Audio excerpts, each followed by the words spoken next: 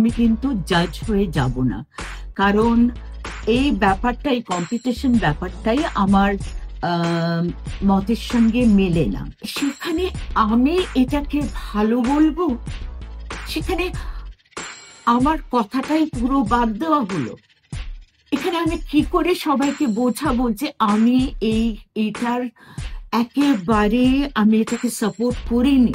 টাকা দিলেই ট্যালেন্ট হওয়া যায়, যোগ্যতা থাকে বাইরে। টাকা দিলেই ট্যালেন্ট হওয়া যায়, যোগ্যতা থাকে বাইরে। তাই তো যোগ্যতা যাদের ট্যালেন্ট আছে তাদের সুযোগ নাই রে। হ্যাঁ ভাই, আমি জি বাংলার কথা বলছি, ডান্স বাংলা ডান্সের কথা ভাই। যেখানে চণ্ডালিকার ডান্স হয়েছিল, যেটা নিয়ে খুব উত্তাল হয়েছে পুরোটা বাংলার, মানে পুরো বাংলার উত্তাল হয়েছে। হ্যাঁ, চণ্ডালিকার যে নাচটা ছিল, সেই চণ্ডালিকার নাচের সাথে যে গানটা দেওয়া হয়েছিল, একটা হিন্দি বলিউডের গান, সেই গানের সাথে ওই নাচের কোনো রকম সম্পর্ক নেই, ভবিষ্যতে কোনো সম্পর্ক নেই, বাট সেই গানটা লাগানো হয়েছিল।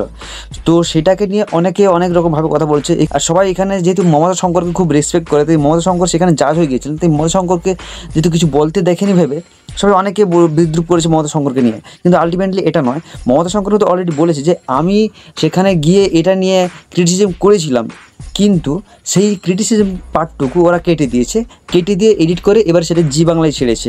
মানে অ্যাকচুয়াল তাহলে বোঝাই গেল যে জি বাংলার ভিতরে মানে আলটিমেটলি এত বড় বড় শোয়ের নামে কতটা ফলস আর কতটা মানে মিথ্যা একটা চলছে, এবার রাত চলছে এই জি বাংলার মধ্যে।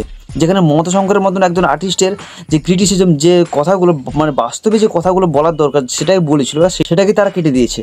মমতা শঙ্করের কথাগুলোকে কেটে এডিটিং করে চ্যানেলে সেটাকে ছাড়া হয়েছে। চ্যানেল থেকে কিন্তু বলা হয়েছে যে বাচ্চাদের জন্য না কোনো রকমভাবে ক্রিটিসাইজ করা হয়, কিন্তু ভাই বাচ্চাদের না ক্রিটিসাইজ করা হোক, কিন্তু যারা এদের শেখাচ্ছে, যে যারা কোরিওগ্রাফার, তাদের তো ক্রিটিসিজম করা উচিত।